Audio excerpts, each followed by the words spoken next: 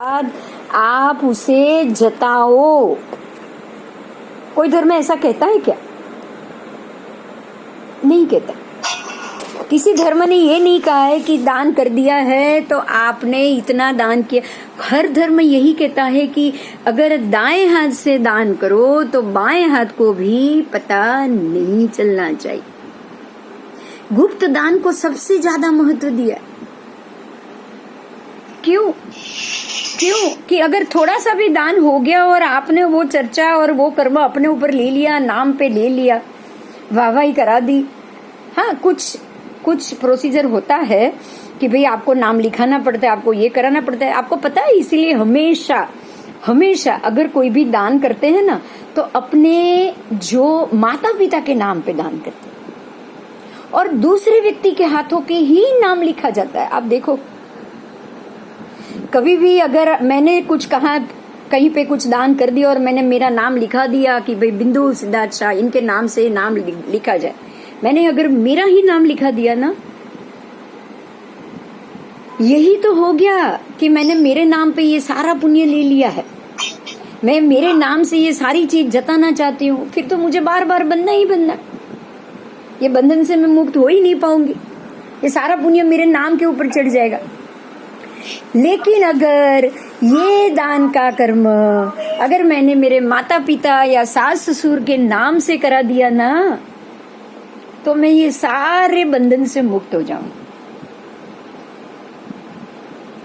और यही परंपरा है। आप देखो, किसी भी धर्म में अगर आपको कोई भी तख्ती लगानी होगी या कुछ भी मूर्ति भी बनानी होगी या कुछ भी करना होगा, आप अपने माता पिता या दादा का ही नाम लिखाओगे। आपको लिखाना ही चाहिए। मैं ये नहीं कहूंगी, मैं ये कहूंगी आपको लिखाना ही चाहिए। आपको लिखाना ही चाहिए, क्योंकि आपको अपने आप को इस माया से दूर रखना है। ये माया है, ये मोह है, ये मोहनी ही बंधाएगा। मेरा नाम, मैंने दान किया, मैंने इतने रुपए खर्चे किए, इस चीज का मोह ही हमें कर्म बंधन में बांध देता है। आप सोचो कितनी छोटी छोटी चीजों से कर्म बनते। आपको अब ये समझना है कि इतनी छोटी छोटी सी बातें जो कर्म बंधन के लिए हमें मजबूर कर देती।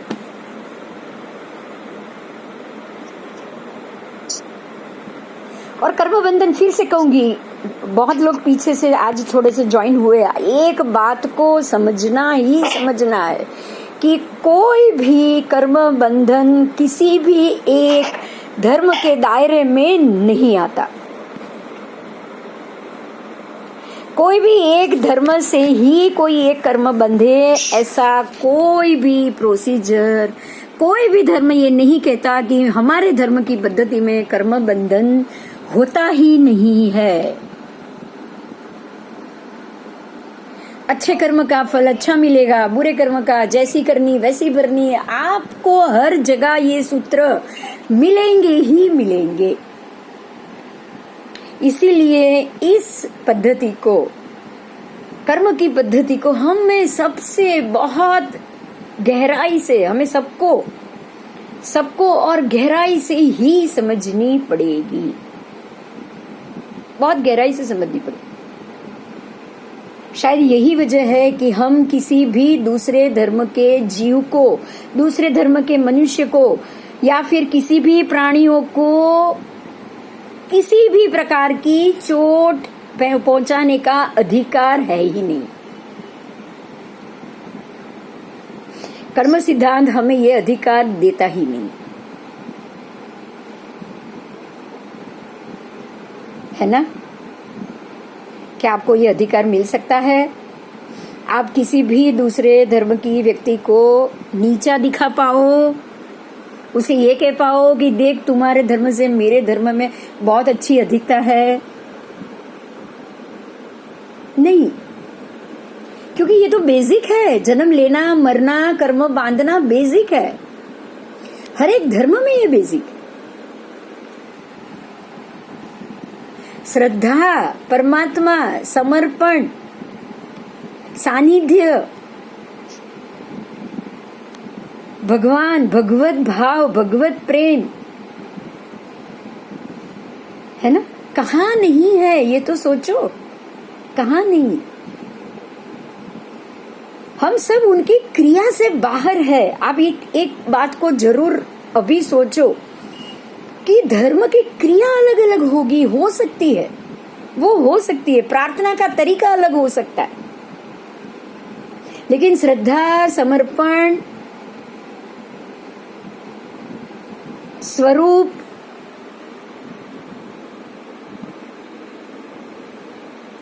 समर्पितता, धर्म का स्वरूप कोई अलग नहीं है, बिल्कुल अलग नहीं। उसका बंधारण भी अलग नहीं। जन्म लेना, मरना, लेना ही पड़ेगा, मरना ही पड़ेगा, कर्म जो किया है उसको भुगतना ही पड़ेगा। ये 3 सिद्धांत तो मजबूती से प्रत्येक धर्म के अंदर पड़ा हुआ है। इसलिए आज सबसे पहले हम एक चीज को कंफर्म करेंगे कि आज के बाद हम किसी और, अगर हम जैन है तो हमें मुसलमान के धर्म का भी कहीं से भी खंडन, कहीं से भी उसका उसको आप क्या कह सकते हो, शब्द नहीं मिल रहे मुझे, क्योंकि मैं चाहती नहीं कि हम उसको उस दृष्टि से देखें। हम किसी भी धर्म को अपने धर्म से नीच कक्षा के धर्म में नहीं रख सकते हैं। हम धर्मों को नहीं रख सकते, हाँ हम कर्मों को जरूर रख सकते हैं, हम उनकी रहनी करनी को जरूर रख सकते हैं। हम ये, अगर आपने कर्म रहनी करनी को अगर नहीं रखा ना, तो हो सकता है कि आप ये सोचो कि उनकी तरह कर्म करने में भी हमें कोई दिक्कत नहीं आनी चाहिए। आप सिर्फ उनके रहनी करनी, उनके धर्म के फॉलोअर्स, उनके धर्म के सिद्धांत का कर्म बंधन में लाना, आप समझ रहे हैं, उनकी क्रिया को आप अलग कर सकते हो, भेद कर सकते हो, लेकिन जो बेसिक मूलभूत सिद्धांत और धर्म की समीक्षा, कभी भी किसी भी धर्म की समीक्षा में अगर आपने ये सोच लिया कि हमारे धर्म से इनके धर्म निचली कक्षा में है, इसीलिए इस व्यक्ति को व्यक्तिगत रूप से मुझे इसको नीचा दिखाना चाहिए, अगर आप इस थियरी में चले गए ना, अगर आपने ये थियरी अपने दिमाग में डाल दी ना, तो इससे निम्न कक्षा का कर्म आप कभी भी नहीं तोड़ सकते। आप ऐसे कर्म को नहीं तोड़ पाओगे, ये निकाचित कर्म। उससे उल्टे करो। अब इसी बात को उल्टा समझो कि इसके धर्म से मेरा धर्म बहुत ऊंचा है, या मैंने बहुत उच्च कुल में जन्म लिया, मैंने बहुत उच्च कक्षा का जैन धर्म में मैंने जन्म ले लिया, मैंने हिंदू धर्म में जन्म ले लिया, तो ये दूसरे हिंदू अगर हो तो जैन धर्म से मेरी कक्षा उच्च हो गई, या अगर मैं मुस्लिम का धर्म से मैं उच्च कक्षा में आ गया, अगर आपने ये भी सोचा ना, तो ये भी बहुत निम्न कक्षा के कर्म का बंधन होगा।